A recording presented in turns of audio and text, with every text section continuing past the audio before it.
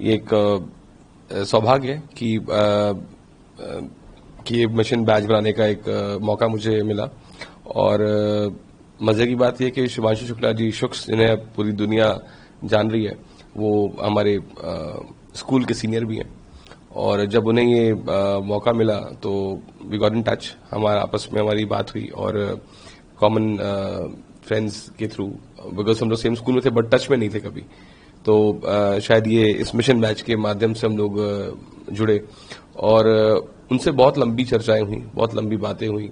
और उनका भी जो अपना विजन था, क्योंकि वो एक मिशन बैच को कैरी करने वाले थे अपनी स्पेस सूट के ऊपर, तो ये एक बहुत बड़ी चीज थी जहां पे एक तरीके से जो एक इंडियन स्पेस प्रोग्राम की जो एक छाप है वो अंतरिक्ष में छोड़नी है। साथ साथ पूरे विश्व को बताना है कि भारत स्पेस में क्या कर रहा है या स्पेस प्रोग्राम के थ्रू उनका एम्बिशन क्या है। और साथ ही साथ आने वाली जनरेशन है जो उनको इंस्पायर करना कि वो भी एक्सप्लोर करने के लिए, वो भी और जानने के लिए, वो भी और खोजने के लिए इससे प्रेरित हो।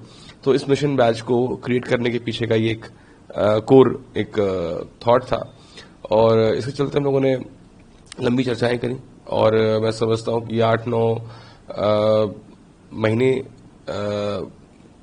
तो नहीं, मतलब हाँ 8th मंथ अगर मैं बोलूं, मतलब अगस्त के टाइम से हम लोग साथ में हम लोग की ऑन एंड ऑफ बात होती रहती थी। और विशाल भैया जो कि शुभांशु शुक्ला जी के बैचमेट रहे, हमारे सीनियर थे स्कूल के, तो उन्होंने कनेक्ट किया। हम सब लोग बैठ के रोज जूम कॉल पे, वीडियो कॉल पे बैठ के इस बारे में बात करते थे और हम लोग रोज चर्चा करते थे। और हमारा मेन ऑब्जेक्टिव सिर्फ बैच को डिजाइन करना सिर्फ नहीं था, ये उसके एसेंस को लाना बहुत जरूरी था। मतलब डिजाइनिंग का मतलब सिर्फ और सिर्फ ये नहीं था कि हमने कुछ बना दिया या हमने जैसे कुछ स्केच कर दिया या कुछ सिर्फ ड्रॉ कर दिया। इसके पीछे का जो मेन कोर ऑब्जेक्टिव था, ये कैसे पूरे के पूरे स्पेस से रिलेटेड हमारे जो स्पेस प्रोग्राम आज है, जो आधुनिक युग में दिख रहा है और जो पहले रहा है, कैसे उसका समागम, कैसे उसका कंसोलिडेशन एक स्क्वायर शेप में या एक उस बैच में करा जा सके, वो एक बहुत बड़ा आई वुड से चैलेंज था। तो उसके लिए obviously we had multiple conversation, multiple meetings, कभी वहां पे दिन और यहाँ पे रात, हमारी यहाँ पे सुबह तो उनकी शाम, तो ऐसे अपना समन्वय बैठाते हुए हम लोग चर्चाएं करते थे और कई सारे multiple improvements, multiple failures, multiple I would say improvisation के साथ फिर ये बैच तैयार हुआ। कुछ लोग कहेंगे एक बैच ही तो है, लेकिन इस पर भारत के तिरंगे का भी एक छाप दिखाई देता है। और ये बैच नहीं है, भारत का वो स्टैंप है जो कि इंटरनेशनल स्पेस स्टेशन और स्पेस में जाकर के वो ठप्पा लगने वाला है कि हाँ देखो हमने कर दिखाया है। बिल्कुल। और निश्चित तौर से हमारे लिए बहुत गर्व की बात है। जब आप ये बैच डिजाइन कर रहे थे तो एट एग्जैक्ट आपने बताया कि लगभग 8 महीने का समय लगा, तो उस समय के बारे में बताइएगा। आपने बताया कि आपने खुद को एक जगह कन्फाइन कर लिया जी। इंस्पिरेशन कहाँ से मिली कि हम ऐसे ऐसे इस बैच को ड्रॉ करेंगे? क्योंकि बहुत सारी चीजें दिमाग में चल रही होंगी कि यार किस सैटेलाइट को दिखाएं, क्या चंद्रयान को दिखा सकते हैं या फिर गगनयान को दिखाएं, राकेश शर्मा जी को दिखाएं या फिर शुभांशु जी को दिखाएं जो कि अब जा रहे हैं, क्या कल्पना चावला को दिखाएं या फिर सुनीता विलियम्स को दिखाएं, किस प्लेनेट को दिखाएं, क्योंकि हम तो हर प्लेनेट की पूजा भी करते हैं। तो क्या कुछ सोच रहे थे आप दिमाग में? देखिए ये बहुत, जैसे आपने बहुत ही डीप ये एक और बहुत ही कंसर्निंग विषय है। और जैसा आपने कहा ना स्टैम्प छाप, ये आप देखेंगे जो ये मिशन बैच बना है तो वो स्टैम्प के शेप में ही बनाया गया है। तो उसके पीछे ऑब्जेक्टिव ये था कि हाँ अब इंस्पायर्ड बाय पोस्टल स्टैम्प। तो पहला तो वो था कि हमने इसको कन्फाइन किया पोस्टल स्टैम्प की तरह ही इसको हम लोग लेके जाएंगे, बिकॉज स्पेस में जा रहा है तो वहां पे छाप छोड़ के आनी है कि ये हमारा एक तो वो। दूसरा जैसा आपने कहा कि ये तय कर पाना कि किसको दर्शाना है, किसको दिखाना है, ये बहुत बड़ा एक चैलेंज था। और स्वाभाविक है कि हमारा गगनयान एक हमारा एम्बिशंस को दर्शाता है कि आज भारत स्पेस, जो भारतीय स्पेस प्रोग्राम है वो अपना धावा बोल चुका है स्पेस में और अपने इंडिपेंडेंट स्पेस प्रोग्राम उसका जो अपना है, तो गगनयान उसका एक बहुत बड़ा एक सिंबल भी है। तो गगनयान के माध्यम से वो इस स्टैम्प में जब हमने उसको दर्शाया, हमने उसको दिखाया, तो एक पीछे उसके पीछे ऑब्जेक्टिव तो था ही है ना कि गगनयान जो एक बहुत ही स्ट्रांग मैसेज देता है पूरे वर्ल्ड को कि वी आर देयर। दूसरा आर्यभट्ट का भी इसमें एक डिपिक्शन है, और आर्यभट्ट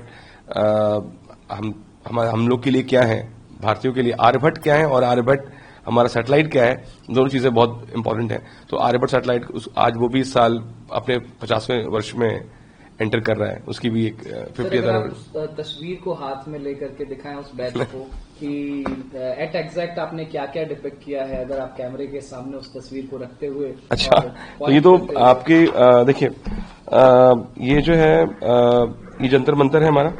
तो जंतर मंतर ऑब्वियसली कि हमारा जो ये हमारी उसको दर्शाता है कि हमारी जो इम्पोर्टेंस रही है एस्ट्रोनॉमी की और साइंस की, वो हमारे आपको उसमें दिखेंगी, हमारे मॉन्यूमेंट्स में भी नजर आती हैं।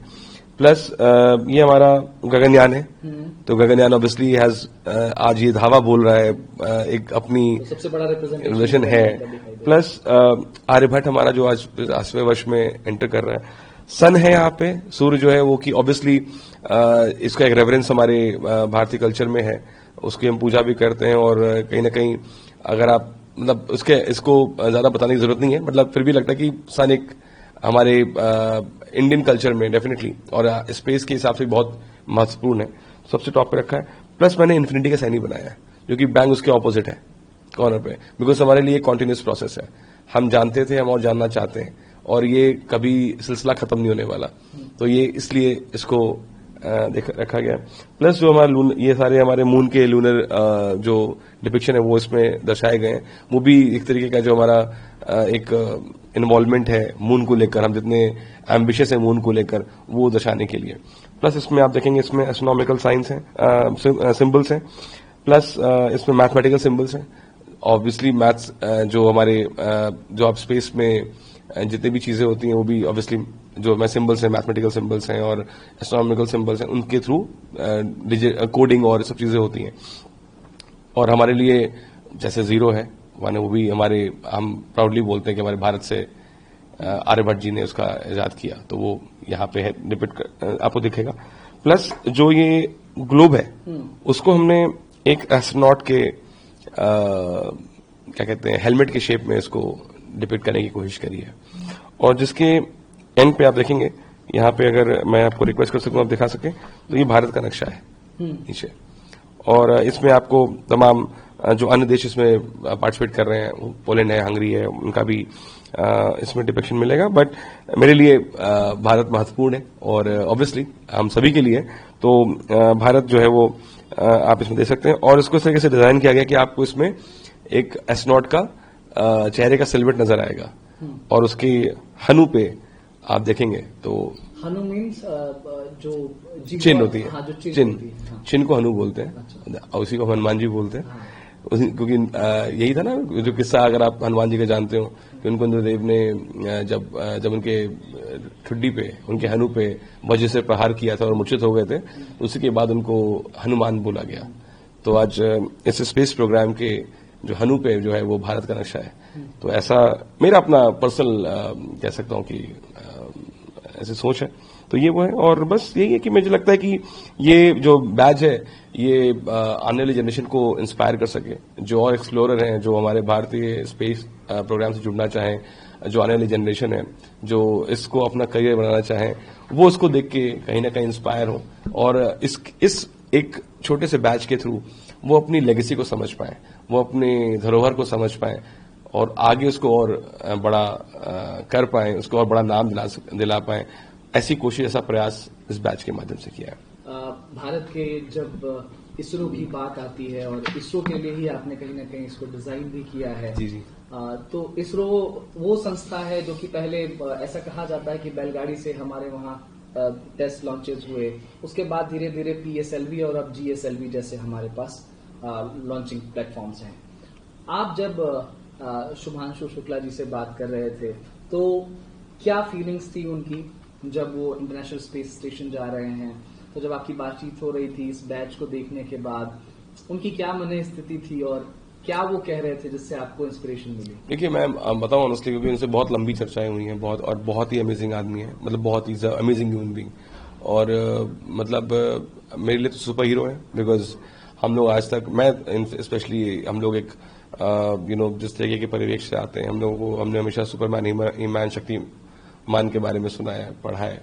तो हमें लगता है कि आज मेरे लिए सुपर हीरो तो खुशवान शुक्ला हैं, जो कि स्पेस पे जाके लौट कर आएंगे, वहां जाके वहां से बताएंगे भारत कैसा दिखता है, कैसा होता है। तो मैं जब उनसे बात करता था ना, तो मैं बहुत इंस्पायर्ड फील करता था। एक तो जो उनके साथ एक पर्सनल कनेक्ट है कि हम लोग सेम शहर के हैं, सेम स्कूल के हैं, मेरे सीनियर हैं स्कूल के, वो सब एक अलग एक चीज है। बट एज अ पर्सन वो बहुत ही अमेजिंग आदमी है, और उनकी बातों में इतनी सरलता है और इतने काम, इतने कंपोज्ड। तो मुझे लगता है कि मतलब इतने कंपोज, इतने काम कैसे हो सकते हैं। मतलब ऐसे भी मौके आए जब हम लोग कोई निष्कर्ष नहीं निकाल पा रहे थे, ऐसे भी मौके आए जब हमें नहीं पता था कि ये चीज बन भी पाएगी, नहीं बन पाएगी। बट ही वॉज मतलब इन हिज दैट स्टेट कि जहां पे शायद मतलब शायद वैसा ही कोई व्यक्ति हो सकता है, और शायद वो डिजर्व करते हैं जहां पे वो हैं और जहां पे वो जो करने जा रहे हैं। बिकॉज ये आसान नहीं था। मतलब जब भी उनसे बात की, जब भी उनसे मैंने चर्चा करी है, मुझे कभी नहीं लगा कि वो एक एस्ट्रोनॉट है। मुझे कभी ऐसा नहीं लगा कि वो कोई, मतलब मुझे बस ये लगता था कि वो कोई एक बड़े भाई जैसे हैं जिन्होंने दुनिया, सच में दुनिया देखी है। अब एक्सियोम मिशन को लेकर के तमाम खबरें आ रही हैं। पहला जो लॉन्च डेट था वो भी टाल दिया गया, दूसरा लॉन्च डेट टाल दिया गया। कल भी इनफैक्ट तमाम खबरें आई कि जिस रॉकेट का इस्तेमाल किया जाना था उससे कुछ फ्यूल लीकेज की बात सामने आई। ये पता नहीं, अब पोस्ट खबरें हैं, लेकिन अब डिले हो रहा है। तो क्या लगता है, इस डिले से कुछ फर्क पड़ता है? क्योंकि आपको लग रहा होगा कि ये तो 1 महीने पहले हो जाना चाहिए लॉन्च, अब ये डिले हो रहा है, तो कुछ। देखिए, ऑब्वियसली हम सब एक्साइटेड हैं और हम सब सोचते हैं कि अच्छा काम है, जल्दी से जल्दी हो जाए। बट जो सुरक्षा की दृष्टिकोण से और सफल एक तरीके से जो यात्रा है उसकी, उस दृष्टिकोण से ये बहुत जरूरी है। तो अपने एक्साइटमेंट को मैं भी होल्ड कर रहा हूं और सभी लोगों से अपील भी करता हूं अपने एक्साइटमेंट को होल्ड करें, क्योंकि सुरक्षित यात्रा होनी सबसे जरूरी है। और स्वाभाविक है, पहले होता तो हम लोग और खुश होते, बट ये भी जरूरी कि हाँ जो हो वो अच्छे से हो।